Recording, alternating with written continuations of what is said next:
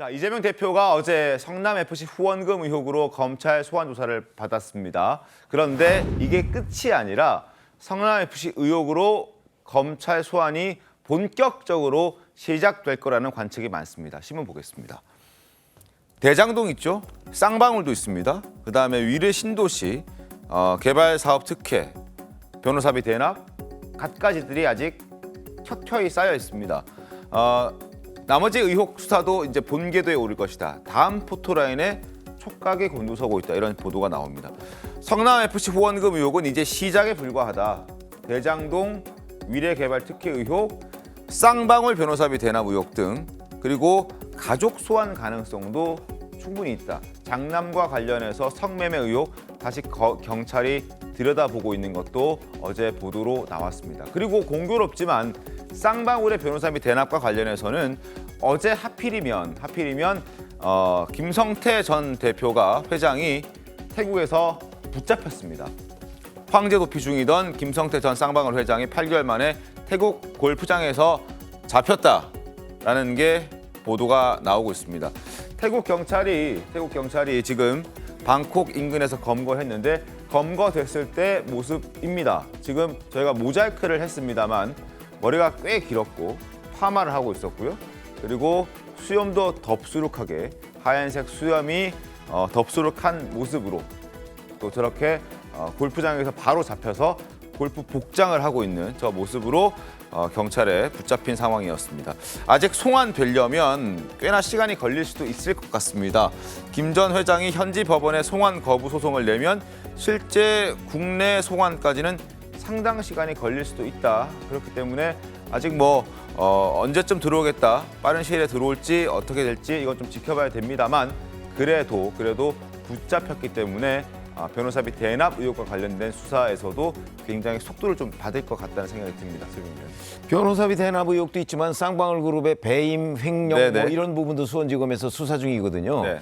그러니까 여러 가지가 다 엮여 있기 때문에 대북송금 사건까지. 네. 그러니까 이제 김성태 전 회장이 다 했을 것이다. 그리고 김성태 전 회장만 지금 체포된 게 아니고요. 그 같이 골프를 치던 쌍방울 그룹의 현 회장도 현재 있습니다. 회장도, 예.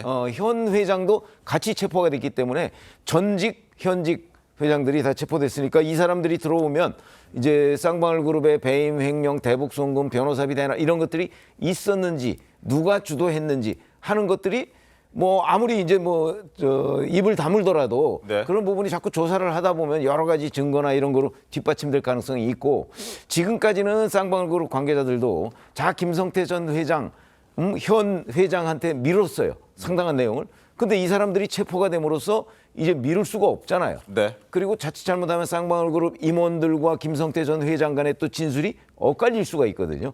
이런 것들을 감안하면 김성태 전 회장이 만약에 본국으로 우리나라로 송환이 됐을 경우에 이 수사가 진전될 가능성이 매우 높다. 우리가 이렇게 전망을 해야 될 것입니다. 알겠습니다. 서울대 대표는 어떻습니까?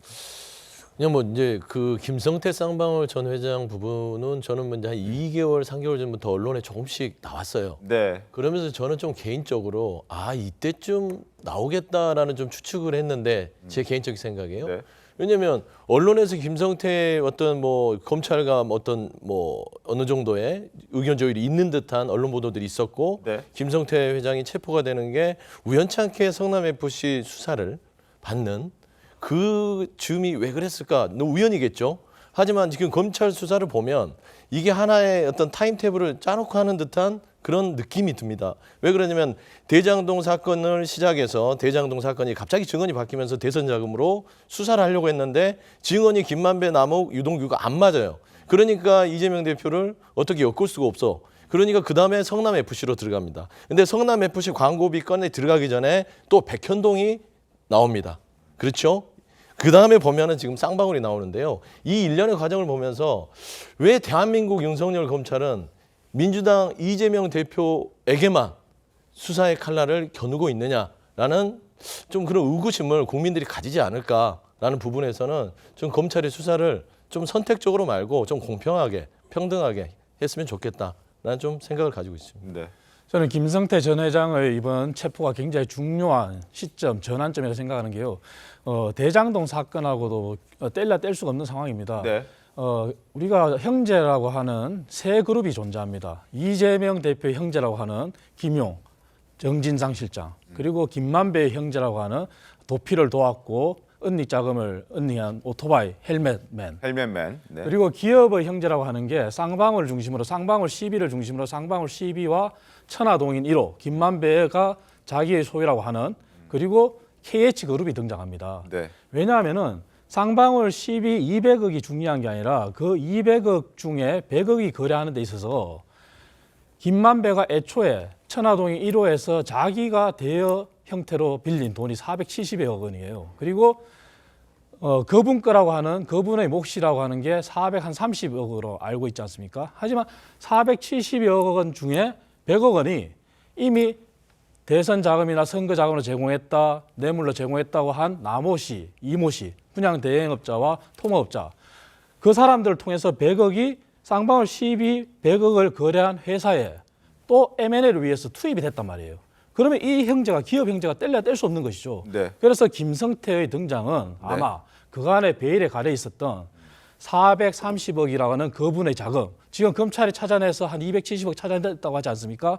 그리고 그중에 수표도 있고 그 모든 실체가 금융기법에 의해서 시작된 게 천하동인 화천대유였다면은 M&A라고 하는 그러한 금융기법에 의해서 그러한 자금이 세탁이 되는 과정에서 아마 실체가 드러난다면은 그분의 목도 결국은 종착지도 찾을 수 있지 않을까 하는 생각입니다. 뭐 변호사비 대납뿐만 아니라 맞습니다. 대장동 의혹과도 연관이 있을 그렇습니다. 것이다. 뭐 그런 말씀을 해주신 것 같습니다.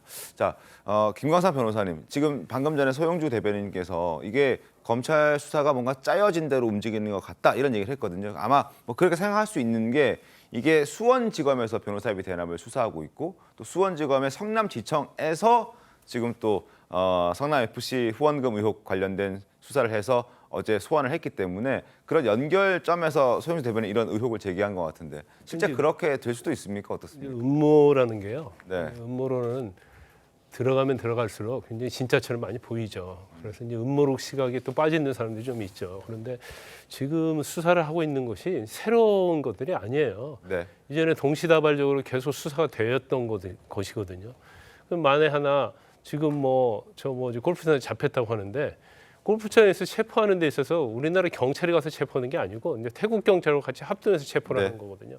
그런데 그런 것들을 어떻게 어제 이재명 대표가 출석하는 날 맞춰서 체포를 할 수 있겠습니까? 그래서 이전부터 계속적으로 지금 대검 차장이 태국 검찰총장도 만나고 그랬거든요. 그래서 이제까지 동시다발적으로 수사를 하는데 수사팀이 따로 있죠. 네.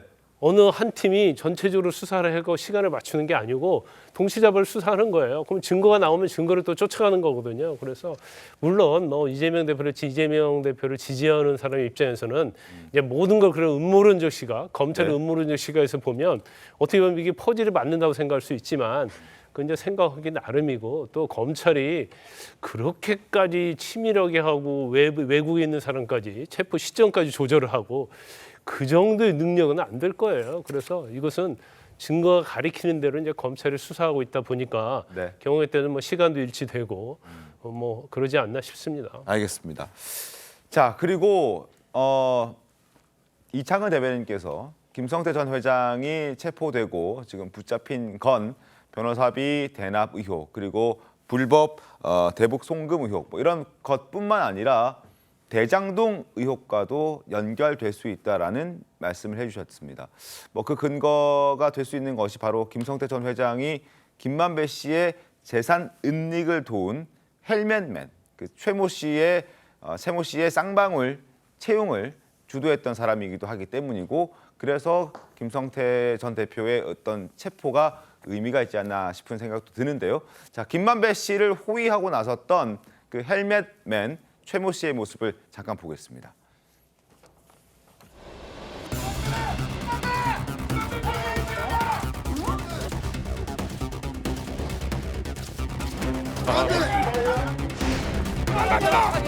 김만배! 도망가지 마!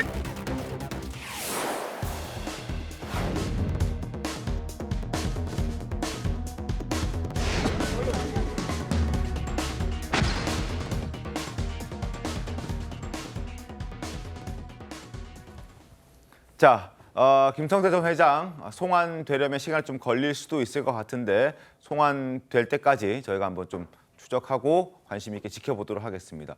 그리고 어제 또 하나 추가적으로 보도가 된 것이 이재명 대표의 그 장남 성매매 의혹과 관련해서 검찰이 경찰에게 재수사하라고 지시를 했습니다. 지난 대선 때 불거진 내용이었는데 이 대표가 당시에 어떤 의혹에 대해서 부인을 하면서도 사과를 하긴 했었습니다. 그 목소리 한번 들어보겠습니다. 이제 마사지 업소 관련해서 후기 올린 것 두고는 이제 성매매 가능성이 좀 높다는 유추들이 좀 있잖아요. 저도 확인을 해봤는데 그 성매매 사실은 없었다고 합니다. 부모된 입장에서는 믿을 수밖에 없는 상황입니다. 그 일각에서는 도박 자금 출처도 좀 수사해야 된다 이런 얘기도 하시는데 도박 제가 알기로는 은행에 빚이 좀 있습니다. 사이버머니라고 하나요?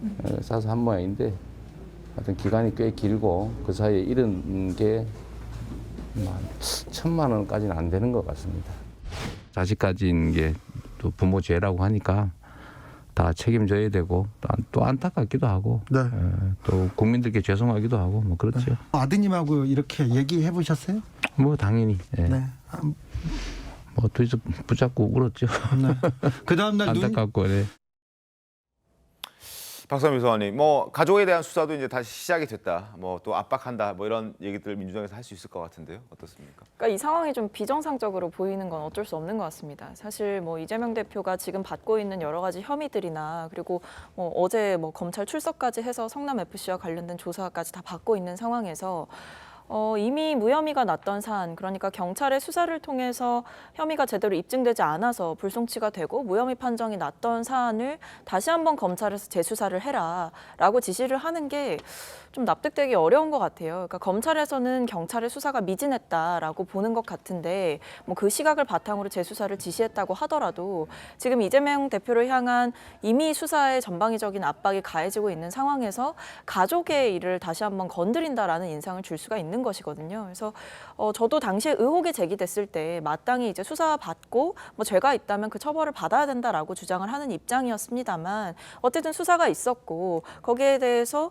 뭐 처벌을 받는 수준까지 가지 않았고 혐의가 밝혀지지 않았던 점에서 증거가 제대로 확보되지 않았던 점에서 지금 이 상황에서 재수사를 지시하는 검찰의 의도가 도대체 무엇이냐라는 질문을 할 수밖에 없을 것 같습니다. 근데 이 부분 이제 법적인 절차를 좀 몰라서 아마 언론에서 좀 헷갈리고 있는 것 같아요. 이 경찰이 한 것은 이제 불송치 결정이에요. 이제 죄가 안 된다는 취지로 해서 불송치 결정을 하는데 여기 이제 고발인이 이의 신청하는 거예요. 그러면 고발인의 의견은 이거 죄가 된다고 생각하는 거 아니에요. 그러면 이의 신청하면 이제 이의 신청하는 걸 보면서 수사를 어떻게 잘 되는가 보는 거죠. 근데 이제 경찰이 수사가 미진이 돼 있는 거예요. 그렇기 때문에 이런 부분을 보완을 수사하라. 이렇게 경찰에게 전달을 한 거죠. 근데 경찰은 그러면 사실은 지금 현행법상 그걸 수사할 수밖에 없어요. 그래서 보완 수사를 한다고 해서 무조건 기소되는 건 아니고 보완 수사해서 검찰에 또 올라오면 검찰에서 이건 기소를 해야 할지 안 할지를 이제 그때 결정하는 거기 때문에 경찰의 수사가 이제 미진했다고 보완 수사 요청을 한 거죠. 네, 알겠습니다. 상황 계속 지켜보겠습니다.